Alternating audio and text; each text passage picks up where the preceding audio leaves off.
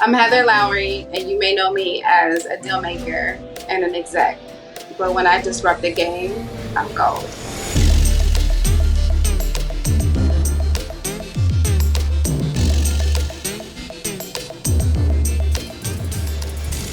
I grew up in Delaware. I don't remember a lot about my childhood. I've been trying to find like that little girl in me, who I was when I was a little girl. I remember being really quiet.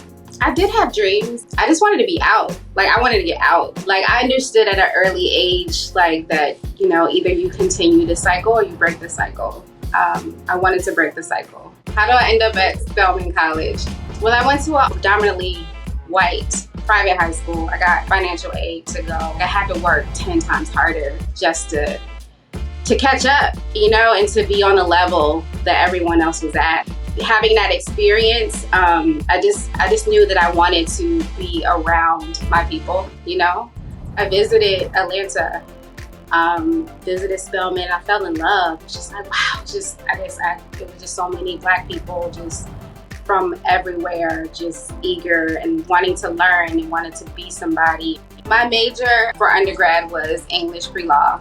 I wanted to be an entertainment attorney. Seeing Claire Huxtable on the Cosby Show, I'm like, that's what I want to be. So when I graduated Spelman, I didn't go to law school. I moved back home to Delaware. I was about to start teaching, and then a friend of mine took me to a recording studio in Philly, Larry Gold's studio. I started as a receptionist, and then I ended up, before I left, I was a general manager.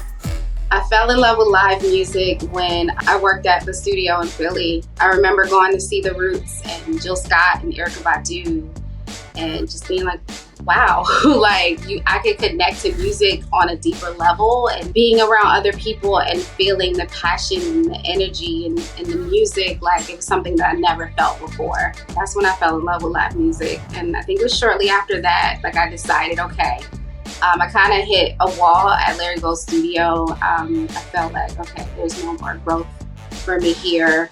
I had a lot of relationships at that point. I called Dorsey James, who was managing Bobby Valentino at the time. So I went to him and I said, can I be Bobby's agent? You know, I'll take half commission, but just give me an opportunity and let me show you what I can do. And he was like, okay.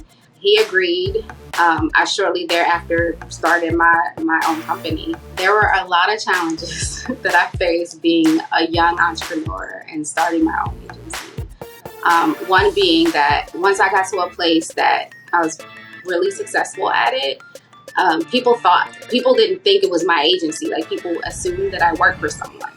So I played along with it. So I feel like I couldn't fully be myself. Because I would lose clients if they knew that this, you know, young Black woman owned this agency. So I created a fictitious person that I worked for. First 5 years were hard. Some days I felt like I wasn't gonna make it. Some days I felt like I would have to get a real job because it just wasn't making sense. And then I remember having my son and being on a hospital bed and just working. I was just working, had my computer on my lap. I was just working. I was hustling. I was just trying to figure it out. And after he was born, I feel like all the seeds that I planted, all that hustling and hard work that I did for the past 5 years, those seeds started sprouting. And for a time period, I didn't have to work so hard and go after those things. It was just like everything just started coming to me and falling on my lap. You know what I mean? It was easier because, you know, the hard work, you know, it paid off. I joined Live Nation Urban. I was a part of Live Nation Urban since its inception. And yeah, we got to work immediately. So I booked all the talent for all the platforms, festivals, shows, everything that we did, from BET Experience to Summer Block Party, Rap Caviar Live, Little Louisiana Fest, Roots Picnic. Yeah, I booked the talent for. Really enjoyed Lights On Festival and working closely with her, Gabby, on, you know, curating the talent for that festival. Broccoli City Festival, like, that still is one of my favorite festivals. I just loved taking culture and cultural moments and curating live events around them. And the inspiration behind Femme Forward, I always wanted to do more for women in live music. And I couldn't figure out what it was that needed to be done or what it was that I could do. And I did the Billboard Live Music Summit, and I was on a panel about diversity and inclusion in live music. And I was asked what I was doing to support women in live music. And I just remember not having an answer. And it bothered me. And I'm like, I have to figure this out. Like, I too was guilty of booking mainly male artists for all the platforms, all the festivals, everything that we were doing. It haunted me. Like, it really bothered me until I had an answer. So I created Femme Forward because it was just such a need for me, a burning passion for me to empower women and give them opportunities, especially when it comes to live music. What I'm most proud of is I'm proud that Michael Rapino, he saw me and he got the vision immediately. I'm proud that I have an army behind me to support me with everything that I want to do. I'm proud that I can wake up every morning and do what I love doing and come up with ideas and know that I can make them happen. I got the name Heather Gold because after I moved home from college, and my mom had a dream that I was sitting on the mantle of her fireplace, and everything that I touched turned to gold.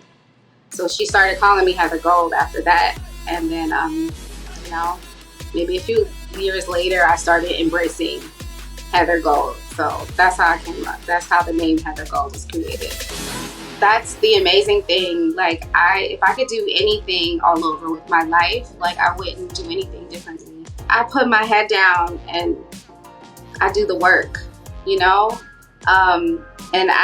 it feels amazing. It definitely feels amazing, and I feel honored and grateful to be able to be a part of it. Just fueled by my passion. It's just like, I don't know, I don't think too hard about it. I do what I'm inspired and led to do. My legacy, I want to be the company that I've built and the opportunities that I give. I just want people to say my name and know that, oh, wow, like, she did so much to create real change in the industry. She did so much to give opportunities to women. I'm Heather Lowery, and I'm a disruptor because I can manifest everything that I want, and I don't take no for an answer.